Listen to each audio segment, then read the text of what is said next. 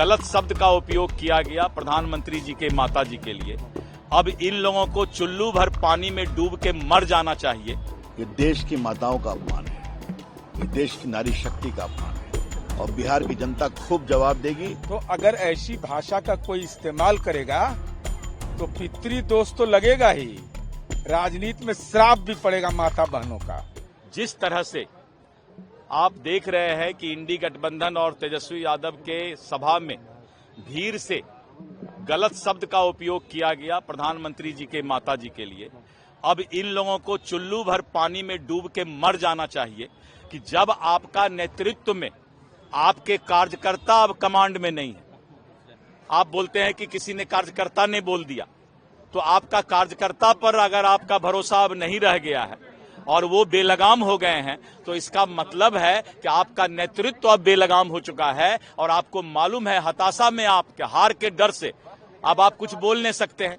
अब तो बिहार के विकास पर बोल नहीं सकते हैं, किसी तरह का कोई मांग सरकार से अब कर नहीं सकते हैं, क्योंकि जितना आप सपना में सोचिएगा नीतीश कुमार जी पहले से सब सोचे हुए थे और नीतीश कुमार जी सोशल इंजीनियर हैं। इस बात को लोग जानते हैं कि जितना विपक्ष सोचा था, नीतीश कुमार जी 1 साल पहले से सबका ब्लूप्रिंट तैयार किए हुए थे और अब विपक्ष के पास जनता को समझाने का कोई मुद्दा नहीं रह गया।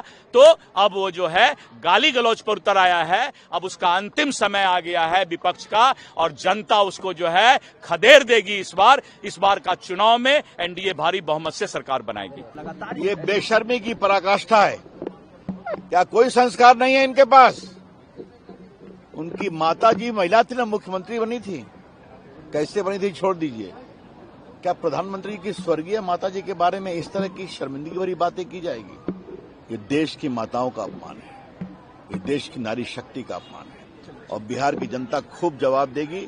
और क्या कहा जाए, जो तेजस्वी राहुल गांधी को जननायक कहते हैं, जो जननायक कर्पूरी ठाकुर थे, लोकनायक जेपी के हम लोग शिष्य हैं, तो इनसे क्या कहा जाए?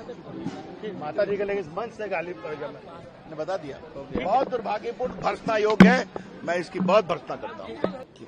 माननीय प्रधानमंत्री जी की दिवंगत माँ हो अथवा कोई भी माँ हो, इस पितृपक्ष के समय जब पितर का हम सम्मान करते हैं, तो अगर ऐसी भाषा का कोई इस्तेमाल करेगा तो पितृदोष तो लगेगा ही, राजनीति में श्राप भी पड़ेगा माता बहनों का।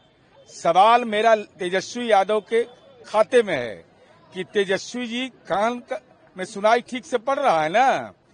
अगर ऐसी घटना हुई, आप नहीं सुने, ये आपका दुर्भाग्य है, या अनसुना कर दिया आपने, लेकिन उसके बाद आपकी जिम्मेवारी बनती है कि उन लफंगों को आप चिन्हित करते और पूछते कि किसके समर्थक हो तुम। अगर इनके समर्थक ऐसी भाषा का इस्तेमाल कर रहे हैं तो ये भाषाई बैताल है। अगर आप सोच रहे हैं कि प्रधानमंत्री जी की मां का अपमान कर रहे हैं, धैर्य रखिएगा।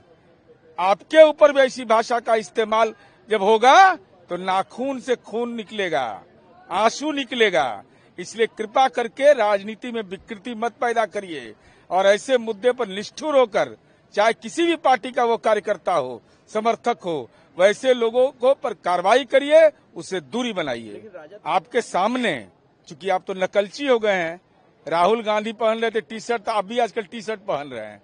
हम समझ रहे हैं कि महागठबंधन का सीएम फेस बनने के लिए आप अपना एक कवायद कर रहे हैं। ये निर्लज्जता की पराकाष्ठा है ना? क्या सही है कि आदरणीय प्रधानमंत्री की दिवंगत मां को गाली दी गई? क्या यह सही है कि माननीय तेजस्वी यादव मंचासीन थे? क्या यह सही है कि यह गाली अधिकार यात्रा इसका नामकरण कर दिया जाए? वोट बिहार अधिकार यात्रा नहीं है। ये पूरे तौर पर बताता है कि भाषाई लंपटई है और भाषाई लंपटई से बचिए।